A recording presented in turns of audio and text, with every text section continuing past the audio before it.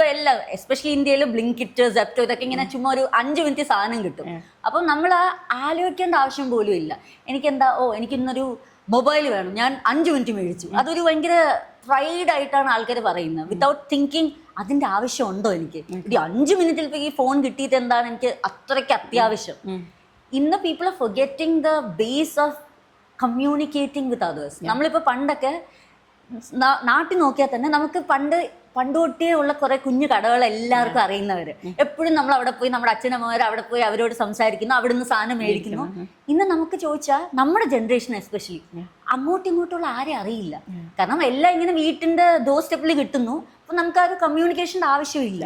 അതുകൊണ്ട് ആൾക്കാരുമായിട്ടുള്ള കമ്മ്യൂണിക്കേഷൻ കുറയുന്നു, പുറത്ത് പോകുന്നത് കുറയുന്നു, നടക്കുന്നത് കുറയുന്നു.